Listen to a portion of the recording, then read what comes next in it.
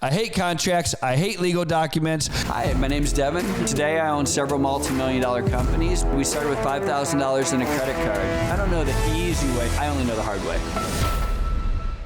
Hey everyone, welcome to the Whiteboard Entrepreneur Podcast, where I give straightforward advice for the entrepreneur in all of us. I am Devon Dickinson, and today I want to talk about contracts and legal documents.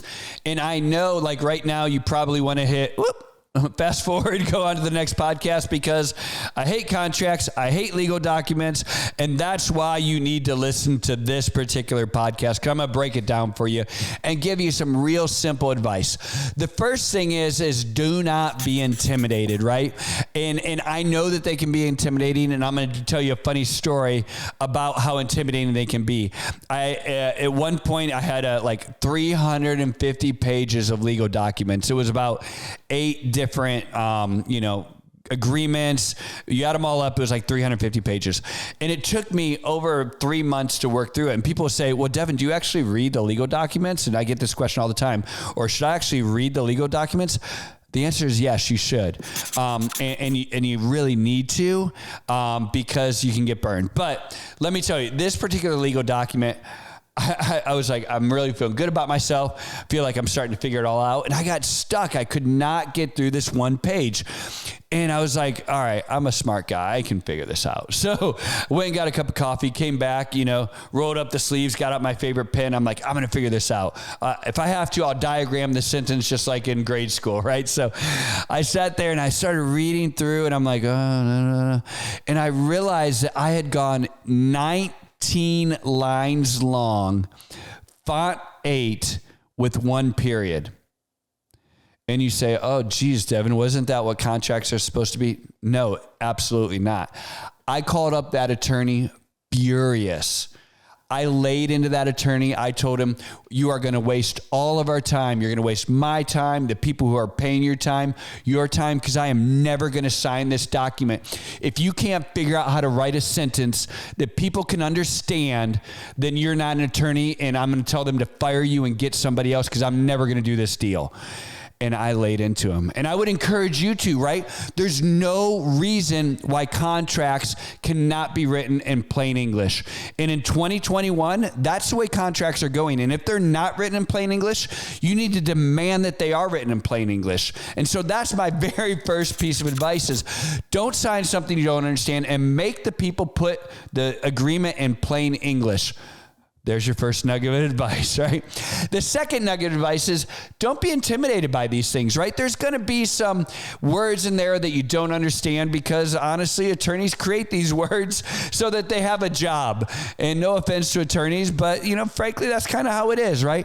But if you take the time to Google what severability means, if you take the time to Google jurisdictions, if you take the time just to Google a couple of these words and find out what they mean, you're going to be like, oh, I actually now understand this entire paragraph. I don't understand this entire section. And you're going to find out that probably about 7 or 8 sections are the same in every contract. They're just legalese that are going to be gibberish, and every single one is all the same thing every time. And then you kind of have the meat of the contract. So, the second piece of advice is don't be intimidated. Look up those words you don't understand, because they're going to be used over and over again. Once you do figure them out, you pretty much got it. Now we're going to go to that third piece, right? This is the contract. This is actually for you creating contracts. And I'm going to tell you, don't be intimidated by them, but actually embrace them and probably use them more than you actually normally do. And the reason why this is so important is we're going to talk about in business how you have 2 parties that basically come together and form a marriage. And that's what the contract is designed to do, is to form the marriage. And so as we're creating this contract, the first, or I guess the third point here, or the fourth point, whatever I'm on here, is that you have to make that marriage a win-win. Imagine going into a marriage relationship where only one person's winning and being taken advantage of. What a terrible relationship that would be. That would never work out, right? And so why would we ever try to create a contract or a business agreement where it's not a win-win for both parties? So it's very important that when you put together these contracts, that it's not just a win for you, that it's a win for the other party as well, because essentially you're bringing two people, two parties, two companies, whatever that is, together in a marriage, right? So let's think about this in the relationship or the context of a business partnership. You have to put together this contract in a win-win to create the marriage. Now, this is where I'm going to kind of blow your mind at, because I'm going to tell you the same time that you're creating the contract or the marriage, you also need to pre-negotiate and write out basically the separation or the divorce. And I encourage you to do this at the exact same time, because it makes everything so much easier, because the contract is going to, if done right, is going to clearly say, hey, this is what both parties are getting out of this. But the separate, and this is what both parties are putting in and what their responsibilities are. But the separation agreement is going to be what happens if one of the parties or both parties or whatever decide that it's not working out, or that they're not holding up their end of the agreement or their end of the contract, right? Well, it's so much easier to have this pre-negotiated, right? So there's no questions around it, because that one party can go to the other party and say, hey, this isn't working out because you're not doing what's in the agreement. And so therefore we have to go to the separation agreement. And so the leverage and everything is already built in. It's kind of like almost back in the arms race, right? When there was this whole thing like Russia and the US both had nuclear bombs. So like no one could do anything. So they had to work together. That's kind of what happens here, right? Like if everything's kind of, the marriage is pre-negotiated fairly, and the separation agreement or the divorce is renegotiated fairly, both parties can interact and work together, and they have, both parties have leverage, and both parties know what their obligations are, and it's very, very healthy, and it's a great way to do it. And things change, right? I'm not even saying, I've been part of these before, and people, in the end, when we do have to go to that separation agreement, we all leave friends, right? Because we know, hey, I can't do this anymore. I don't want to do this anymore. And so therefore, let's do this separation agreement. We walk away in a very fair agreement for everybody involved. And it just is such a healthier, better way to work.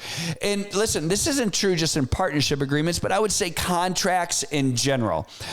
If you think about software contracts, like these ones, probably just even as I said it, many of you probably have heartburn as I said this, because you have been burned on software agreements. The reason I have an example here is because it's happened to me, right? And what happens is you'll go and sign, they'll say, hey, I really like your software. I love that webinar that you did for me. I think our company could use this software. It's going to be great. And you go and you sign, they send you over a contract. They send you over the one portion of the contract, and you sign a 3-year deal for $30,000, and now all of a sudden you're on the hook for $90,000 over 3 years. You get the software, and all of a sudden you realize, well, I guess the salesperson didn't quite represent this correctly. Well, I guess this looks like a beta feature. Well, this works sometimes. Well, this feature's only half baked, right? And then you go to them and say, hey, I need this fixed. So this isn't working for me. And no one's responding to customer service, and they're not updating it, and it's all glitchy. And all of a sudden you're like, I want out of my contract, blah, blah, blah. And you start pounding your fist. Try to get out of that contract. I have. You can't. It's so tough, right? Because all that you did is sign the contract of what you're on the hook for. You never signed the agreement on what they're on the hook for. And what this is kind of this baked in separation agreement, or agreement of what the other company is obligated to do. If they don't fulfill these requirements, then you can get out. And that agreement is the SLA, service level agreement, right? And so you want to make sure that you're not just signing a contract of what you're going to do, but you're going to sign a contract of how the other company is going to do, what the features are, what the performance is going to be, how you're going to get customer service, how they're going to fix glitches, what happens if they don't. Because if you don't have that, try getting out of this. You can't. Trust me, I've had to pay for software that doesn't work because I didn't take the time to properly negotiate the SLA and or how I'm going to get out of this agreement if it doesn't pan out. So when you think about this, you go, oh, wow, I'm starting to understand this. Now think about this even in hiring, right? When you put together a contract to hire somebody, like, hey, here's what we're going to do for you. Here's how, 2-year contract. This is what we're going to pay you. This is how many paid days off you get. This is your benefits, blah, blah, blah. All of these cool things. Well, hey, wouldn't it also make sense at the same time to have them understand, hey, here's what I'm going to be doing. Here's what my job is. Here's how I'm going to be measured. Here's what my performance expectations are going to be. Here's who I report to. Here's, what I can expect. Here's what I'm going to be needed to do every single week. And by the way, if something, and again, remember, it has to be fair for both parties. Otherwise, it's not going to work. But if for some reason it doesn't work out, here's how we're going to separate. And even as I'm saying this, I'm sure that you're thinking about people like, man, I wish I had that for, Betty. I wish I had that for Bob, because, man, now we're not even friends because that separation agreement was so bad. It just, became so nasty and hairy at the end. Whereas if we go into it at the beginning, we all understand, all parties together from the very beginning, the right way to do it in a win-win situation, win-win for the marriage, win-win for the separation. It makes things so much easier. So listen, guys, that's just kind of my overview on contracts and legal documents. Do not be intimidated by them. Embrace them. They can be great tools. They can help you run your business. And really, at the end of the day, like I said, they can actually help you save relationships. Hey, thanks for joining us today on the Whiteboard Entrepreneur Podcast, where I give straightforward advice for the entrepreneur in all of us. I'm Devon Dickinson.